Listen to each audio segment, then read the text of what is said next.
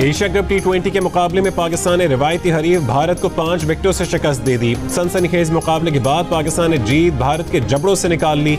182 run के हदफ के ताक़ुब में कप्तान बाबर आजम सबसे पहले आउट हो गए, मगर नायब कप्तान मोहम्मद रिजवान ने पाकिस्तान की कश्ती पार लगाने में अहम किरदार अदा किया, मगर वो मैच फिनिश ना कर सके।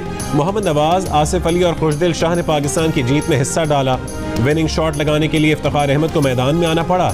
भारतीय बॉलर और फील्डर्स डरे डरे सहमे सहमे नजर आए, वाइड बॉल्स की और कैच भी ड्रॉप किए। तीसरी विकेट पर मोहम्मद रिजवान और मोहम्मद नवाज की 73 रन की शानदार शराकत ने पाकिस्तान की फतह की बुनियाद रखी। मोहम्मद रिजवान ने 51 गेंदों पर 2 छक्कों और 6 चौकों की मदद से 71 रन की इनिंग्स खेली, तो मोहम्मद नवाज उनसे 4 हाथ आगे निकले और सिर्फ 20 गेंदों पर 42 रन बना डाले। मोहम्मद नवाज ने अपनी तूफानी इनिंग्स 2 छक्कों और 6 चौकों से सजाई। Mohammad Nawaz man of the match भी करार पाए।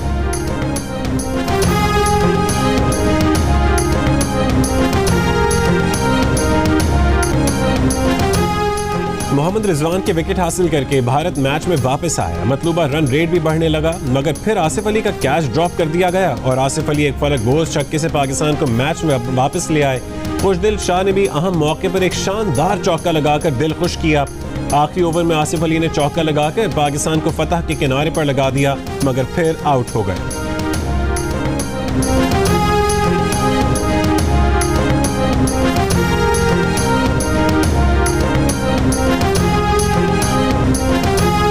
पाकिस्तान के खिलाफ इस बार विराट कोहली की बैटरी चल पड़ी। 44 गेंदों पर 60 रन बनाए, 1 छक्का और 4 चौके लगाए।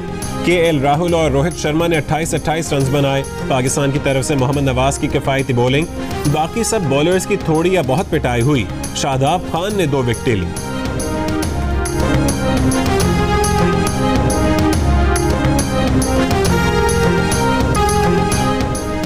पाक भारत मैच बड़ी स्क्रीन पर एक साथ देखने के लिए मुख्तलिफ शहरों में एहतमाम किया गया। शायकीन पुरजोश, पाकिस्तान की फतह से कुर्बत और दूरी के साथ शायकीन की सांसें ऊपर नीचे होती रहीं। पाकिस्तान जीत गया तो पूरी कौम में खुशी की लहर दौड़ गई। वजीर आजम शहबाज शरीफ ने सोशल मीडिया पर पाकिस्तान का झंडा ट्वीट कर दिया।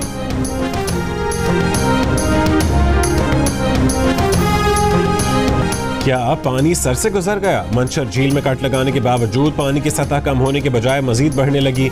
बलूचिस्तान से आए सैलाबी रैलों के बायस झील में पानी की सतह 25 फुट हो गई। इतवार की सुबह 11 बजे कट लगाया तो पानी की सतह 23 फुट थी।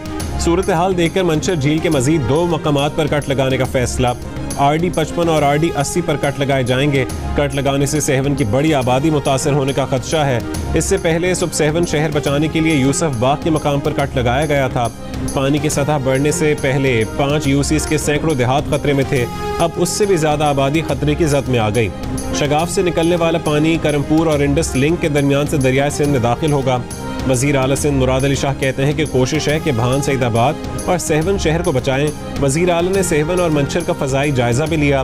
ठट्ठा सजावल पुल के करीब दरियाए सिंध में ऊंचे दर्जे का सैलाब, कच्चे के कई देहात और हजारों एकड़ पर फसलें ज़ेर आब आ गई।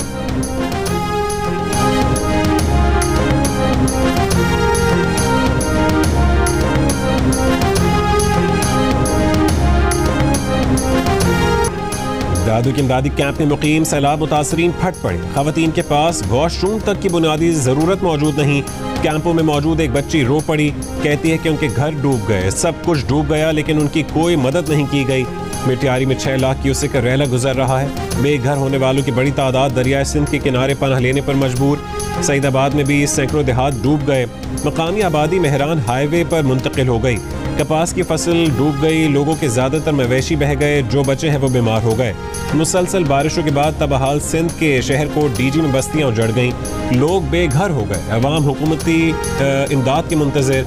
हैदराबाद के टेंट सिटी में 2500 मुतासरीन निस्बतन साफ माहौल में मुकीम।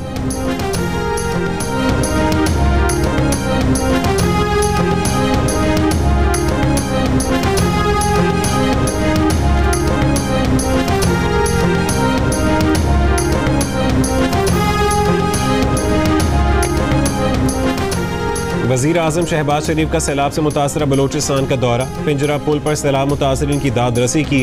रेलवे इंफ्रास्ट्रक्चर पर शहबाज शरीफ को ब्रीफिंग दी गई। वज़ीर आज़म का इंफ्रास्ट्रक्चर की बहाली में मसरूफ मजदूरों के लिए 50 लाख रुपए का ऐलान। कहा कि सैलाब से पूरे मुल्क में तबाही हुई, लेकिन सिंध और बलोचिस्तान ज्यादा मुतासर हुए। लाखों घर तबाह हो गए, लोगों के मवेशी बह गए, फसलें तबाह हो गईं।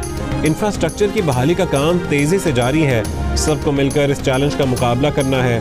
बीबी नानी पुल के दौरे पर वज़ीर आज़म ने असिस्टेंट कमिश्नर मच आयशा जहरी की कारकर्दगी की भी तारीफ की। हौसला अफजाई के लिए तालियां बजाईं।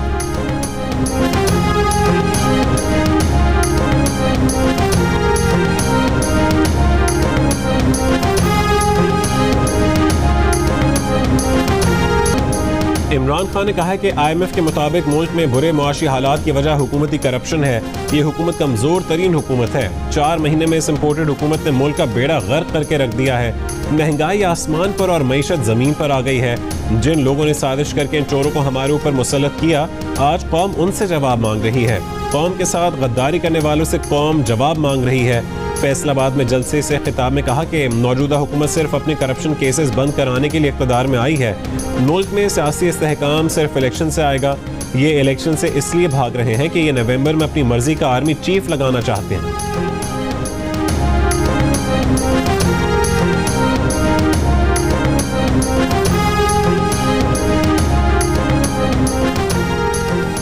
इमरान खान को नैब और फौज के सरबराहान के दरमियान फ़र्क तक मालूम नहीं। ये फौज के सरबरा को अवाम से लड़ाकर किसके मकासद को पूरा करना चाहते हैं। मुस्लिम लीग नून के रहनुमा परवेज़ रशीद का इमरान खान के खिताब पर रद्द-ए-अमल। कहा कि इमरान खान की तकरीर ने वाज़े कर दिया कि उनकी नींदें क्यों उड़ी हुई हैं। उनकी तकरीर ने यह भी साबित कर दिया कि शहबाज गिल की गुफ्तगू भी इमरान खान ही के फ़लसफ़ा शर का समर थी। कुछ दिन पहले इमरान खान को शिकायत थी कि सलामती के इदारे उनकी सियासी मदद से गुरेज़ा क्यों हैं। आज वो मुतालबा कर रहे हैं कि सलामती के इदारों के सरबरा उनके सियासी मुखालिफिन को कुचलने वाले होने चाहिए। आइन के मनाफी ऐसी सोच रखने वाला आमरीत और फस्तायत का लाडला तो हो सकता है, कायदे आज़म का पैरोकार नहीं।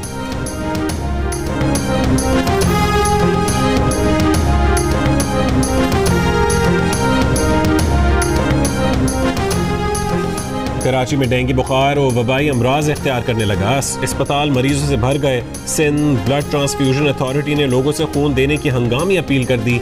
अथॉरिटी की सेक्रेटरी डॉक्टर दुरनाज जमाल ने कहा है कि इस वक्त कराची भर में मेगा यूनिट्स और प्लेटलेट्स की शदीद कमी है।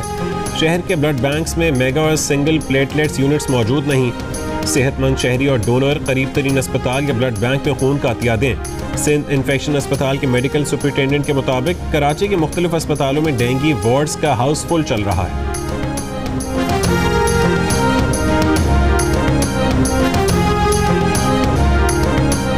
घर के नाम पर सिर्फ पत्थर, टूटी लकड़ियां, कीचड़ और कुछ बर्तन।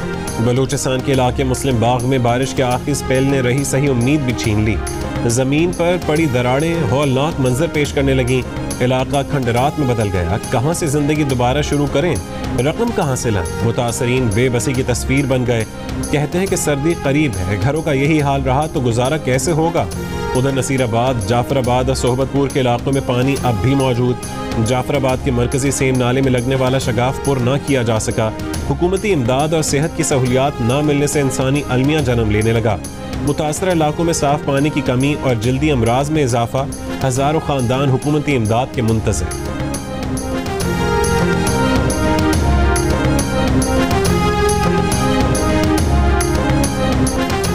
सैलाब से तबाह शाहराहों और बंद रास्तों की बहाली का काम जारी। मानसरा से चिल्लास बरास्ता नारायण ट्रैफिक के लिए बहाल। कौमी शाहराहों पर कराची से चमन, कोयटा नोशकी, सिब्बी कोयटा, फोर्ट मिन रोड, चकदरा से दीर और इंडस हाईवे N55, राजनपुर, तौनसा और डेरा इस्माइल खान सेक्शन ट्रैफिक के लिए खोल दिए गए। अलपूरी बशाम सेक्शन N140 का Gilgit Shandur section, N95 Fatehpur Kalam section और मोटरवे M8 वांगू हिल्स बांजा सेक्शन पर भी काम जारी। फोर्ट मिन रोड के मकाम पर बलोचिस्तान पंजाब शाहरा पर शदीद ट्रैफिक जैम। स्वात में बहरीन पुल को पेशावर कोर आर्मी इंजीनियर्स ने दिन रात काम के बाद ट्रैफिक के लिए खोल दिया। पुल की बंदिश से मकानी आबादी का राबता मिंगोरा और ख्वाजा खेला से कट गया था। बहरीन टाउन खुद भी 2 हिस्सों में तकसीम हो चुका था। 30 अगस्त को आर्मी चीफ ने स्वात के दौरे में कहा था कि 6 या 7 दिन में सड़क बहाल कर दी जाएगी।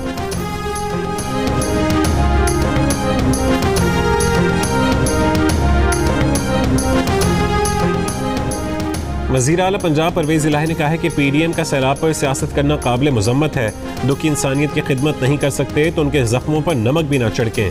PDM रहनुमा ज़बानी जमा खर्च पर लगे हैं, उन्हें सैलाब मुतासरीन की कोई परवाह नहीं। पंजाब हुकूमत ने सैलाब मुतासरीन की मदद के लिए हर मुमकिन ज़रूरी इक़दाम उठाया है।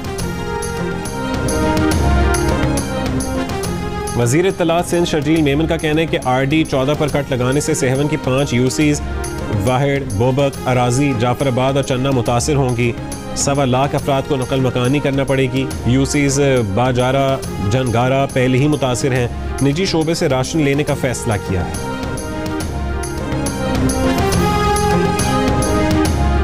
वज़ीर ख़जाना मिफ्ता इस्माइल ने कहा है कि महंगाई मुल्क की तारीख में 47 साल की बुलंद तरीन सतह पर चल रही है। महंगाई अपनी उरूज के करीब है। रवा माली साल औसतन 15% रहेगी। लग्जरी आइटम्स की दरामदात पर पाबंदियाँ 3 महीने से ज़्यादा अरसे तक बरकरार रह सकती हैं। अगर डॉलर महदूद हैं तो उससे गंदम और खाने की चीज़ें ख़रीदेंगे। 1 साल में कुछ नहीं हो सकता, लेकिन हम उसकी शुरुआत कर सकते हैं।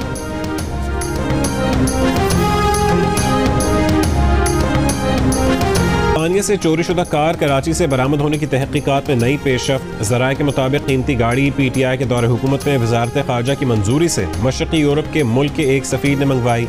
इन सफ़ीर ने गाड़ी एग्जेम्पशन सर्टिफिकेट के ज़रिए मंगवाई।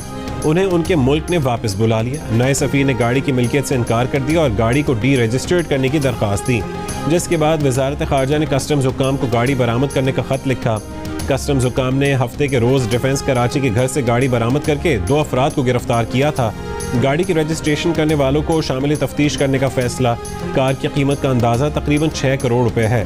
कस्टम्स हुक्काम के मुताबिक उस पर ड्यूटी तकरीबन 31 करोड़ बनती है।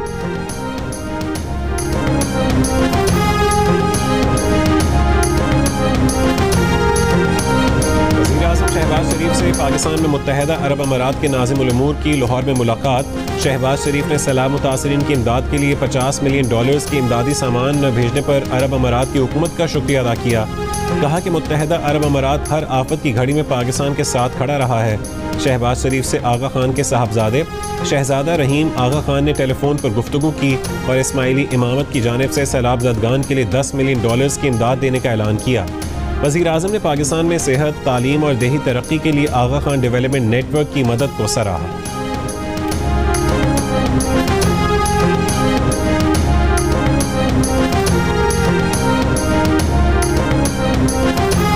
अमरीकी कांग्रेस रुकन शीला जैक्सन का दौरा पाकिस्तान। अमरीकी सफ़ीर डोनाल्ड ब्लूम के हमरा पार्लियामेंट हाउस आमद। चेयरमैन सेनेट और स्पीकर कौमी असम्बली से मुलाकात। एलामी के मुताबिक मुलाकात में पाक अमरीका ताल्लुकात के फ़रोग़ पर तबादला ख्याल किया गया।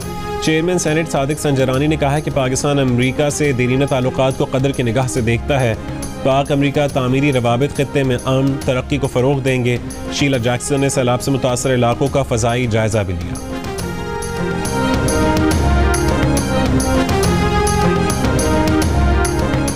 और शाहनवाज रहानी की अंग्रेजी के सोशल मीडिया पर चर्चे। लाड़काना बॉय ने पाकिस्तान और हांगकांग के मैच से पहले मीडिया से अंग्रेजी ज़बान में गुफ्तगू की। उन्होंने हांगकांग को अच्छी टीम करार देते हुए कहा था कि इंशाअल्लाह हम ही जीतेंगे।